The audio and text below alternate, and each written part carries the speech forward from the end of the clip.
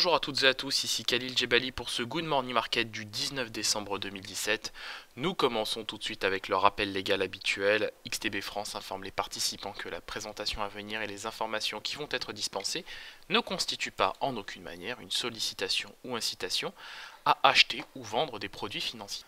Voilà, nous commençons tout de suite avec le calendrier économique de ce mardi 19 décembre et vous le voyez, la séance du jour sera marquée par quelques statistiques économiques ici et là. Donc la première, la statistique qui nous intéressera le plus ce matin, ce sera bien sûr l'indice IFO du climat des affaires en Allemagne pour le mois de décembre. Donc statistique attendue stable par rapport au mois dernier. Donc on va voir si effectivement on a au moins des datas en ligne avec les attentes.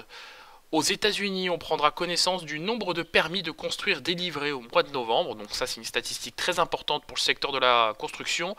Pareil, les mises en chantier. Donc ça aussi, c'est une statistique qui va intéresser les opérateurs qui tradent les valeurs de la construction. Ensuite, nous prendrons connaissance d'un discours de Neel Kashkari. Donc Neel Kashkari, il faut le savoir, c'est le deuxième dissident de la Réserve fédérale. Il a aussi voté contre le relèvement des taux la semaine dernière. Donc vous retrouverez d'ailleurs un propos relatif à cet événement dans l'analyse matinale. L'API, donc les premières estimations de stock de pétrole selon l'American Petroleum Institute. Donc cette statistique sera publiée aujourd'hui à 22h40. Donc pour la semaine terminée bien évidemment au 15 décembre. Donc c'est clairement effectivement une statistique qui va nous intéresser avant les données officielles de demain. Par ailleurs, nous notons le retour du dossier catalan. Donc il faut le savoir, les élections régionales en Catalogne se dérouleront ce jeudi. Pour l'heure, les enquêtes d'opinion prédisent des résultats serrés avec une participation record. Donc le parti Ciudadanos, donc c'est le camp unioniste bien sûr, est en tête des sondages avec 25% des intentions de vote. Mais vous le savez comme moi, les sondages se sont déjà trompés dans le passé, je pense bien sûr au Brexit. Donc prudence est mère de sûreté, je pense que la prudence va progressivement s'installer sur les marchés. Alors là, le propos est encore jeune puisque les élections se tiendront ce jeudi. Mais attention quand même. Par ailleurs, le premier succès de l'ère Trump se précise aujourd'hui. Il faut le savoir, donc la réforme fiscale doit être votée aujourd'hui à 19h30 définitivement par la Chambre des représentants. Donc, a priori, il ne faut pas plus de 2 dissidents chez les républicains pour que le texte soit retoqué. Donc, on va voir. On verra bien. Réponse aujourd'hui à 19h30 du côté des États-Unis. Donc c'est bien évidemment ce qui va focaliser l'attention des opérateurs. S'il y a plus de deux dissidents dans le camp républicain, et bien là, aïe aïe aïe, ça pourrait faire très mal sur les indices. Donc effectivement, prudence et mère de sûreté, c'est tout ce que je peux dire. Alors, de là à faire un appel à la prudence, je pense pas, mais quand même. Voilà, soyons prudents parce que je pense que les marchés vont se montrer très nerveux aujourd'hui. Voilà, et ce jusqu'à 19h30. Voilà, nous commençons tout de suite avec l'analyse de la paire euro-dollar. Donc nous le voyons, l'actif évolue bien sûr en tendance haussière. Les prix sont portés par les moyennes mobiles à 25 et 100 périodes. Du côté de la zone euro, on a pris hier connaissance de l'indice des prix à la consommation, donc la statistique est ressortie globalement en ligne avec les attentes, à 0,1%, plus 0,1% bien sûr au mois de novembre et plus 1,5% en rythme annualisé. L'ensemble de ces éléments ont porté la paire euro-dollar puisque celle-ci évolue désormais au-dessus du seuil des 1,18. Ce qui m'étonne, c'est que cette data ne pèse pas du tout sur les indices au moment où je vous parle. Donc les indices ont ouvert en manière très timorée, on va dire sur une note stable, on va dire ça comme ça. Et on voit qu'effectivement la vigueur de l'euro ne pèse pas pour l'instant sur les indices européens. Donc dans ce contexte technique, au regard de ce contexte technique, j'ai un biais acheteur sur la paire euro-dollar et je pense qu'on va rallier aujourd'hui le niveau des 1,1837 $ pour 1 euro. Nous poursuivons avec le DAX 30 que vous avez sous les yeux. Donc le DAX 30, on a toujours ce grand gap haussier formé hier à l'ouverture du marché. Pour l'instant, les cotations se stabilisent au-dessus des 13 300 points. Donc on se souvient hier d'un gros niveau sur le DAX 30 qui a été complètement explosé par les opérateurs. Donc là, on revient sur le niveau des 13 310 points. On voit bien qu'on a du mal à aller au-delà des 13 330 et à faire les 13 350. Je serai quand même prudent sur le DAX puisque la tendance haussière semble s'essouffler. Et je n'aime pas du tout la forme concave que prennent les cotations en M30. Et je me dis qu'avec les élections catalanes de ce jeudi, avec l'incertitude politique aussi qu'on a en Allemagne, puisque je tiens à le rappeler, Angela Merkel n'a toujours pas formé de gouvernement avec le SPD, donc il y a bien sûr cette incertitude politique, et donc c'est autant de points d'interrogation qui, bon, pour le moment, ne pèsent pas du tout sur l'indice DAX 30, mais je commence à m'interroger. Voilà, je vois que l'indice se stabilise durablement sous le seuil majeur des 61,8% des retracements de Fibonacci de long terme, qui est sur le niveau des 13 329.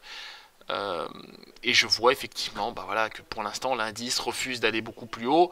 Attention à la correction, et si correction il y a, bien évidemment, il se pourrait que nous retrouvions le niveau des 13 120, soit le comblement du gap haussier formé hier. Dans le cas contraire, évidemment, c'est le franchissement évidemment du niveau des 61,8% des retracements de Fibonacci sur le niveau des 13 329 pour rallier le niveau des 13 400 points. Voilà, sur le DAX 30 évidemment. Nous poursuivons avec le gold. Donc le gold lui aussi retrouve des couleurs. Donc je pensais, pour tout vous dire, que les prix du gold finiraient par ne pas se stabiliser au-dessus des 1258 $ l'once. Eh bien que nenni. Bien au contraire, nous voyons que les prix gagnent du terrain. Donc on a un contexte de marché qui est quand même assez surprenant. Le gold monte, le DAX monte, l'euro monte aussi.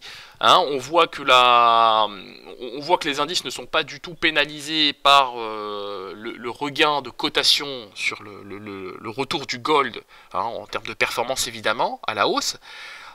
Donc je ne sais pas quoi penser de cet ensemble pour l'instant. Ce que je me dis, c'est qu'effectivement, l'un des trois actifs va finir par décrocher. Ça, vous le savez comme moi. Maintenant, la question est de savoir lequel. De mon point de vue, le gold est en tendance haussière, en M30 évidemment, puisque les prix sont portés par les moyennes mobiles à 25 et 100 périodes. Et de mon point de vue, cette tendance haussière va se poursuivre en direction des 1270 $ l'once, puisque que ce soit en M30 ou sur d'autres unités de temps, il n'y a pas d'obstacle majeur en tout cas pour rallier le niveau des 1270 $ l'once sur le gold. Nous enchaînons avec le WTI. Donc le WTI, lui, évolue toujours en tendance haussière. Donc nous sommes portés par les moyennes mobiles. Nous sommes portés par les moyennes mobiles à 25 et 100 périodes. La toile de fond est relativement saine. Nous fluctuons au-dessus, bien sûr, du niveau des 57,3 $ le baril. Je pense que la toile de fond va se poursuivre en direction des 57,6, voire même 58 $ le baril. Nous enchaînons avec la paire USD-Yen, donc la paire USD-Yen qui, après avoir rallié le niveau des 112,9 quasiment yens pour 1 $, eh bien celle-ci a bien replié pour retrouver le niveau des 112,3. Là on retrouve des couleurs au-dessus des 112,48 yens pour 1 $. Donc nous sommes grosso modo à 112,5 yens pour 1 $. La toile de fond est baissière par contre ici. On notera que les prix évoluent sous les moyennes mobiles à 25 et 100 périodes depuis bientôt 2h30. Cela est bien sûr ennuyant. Pourquoi pas un début de risk-off? Un risk-off, c'est-à-dire un renchérissement du yen, du gold et bien sûr de l'euro. Et dans le même temps, une correction des indices et du dollar. Bon, donc pour l'instant, ce sont des hypothèses qui sont bien évidemment à confirmer au travers des analyses publiées tout au long de la journée sur TradeBit. Donc pour le moment, beaucoup de questions se posent, mais très peu de visibilité, très peu de visibilité pour aujourd'hui. Sur le VIX évidemment, lui évolue en tendance baissière, donc conformément à mes attentes, on a bien rallié le niveau des 11,15% de volatilité. Je pense on va retrouver de nouveau ce niveau, hein, puisque là on est à 11,3 quasiment. Je pense qu'on va repasser sous la barre des 11,15% de volatilité, puisque, effectivement, vous le voyez, l'indice S&P 500, lui, est toujours en forme visiblement. Donc on a manqué de peu hier le niveau des 2700 points. Au plus haut, on a fait le niveau des 2697,4 points. De mon point de vue, les conditions aux États-Unis sont réunies pour faire en sorte que l'indice fasse le niveau des 2700 points. Je pense qu'on va revoir ce niveau aujourd'hui. Voilà. Donc la toile de fond est haussière.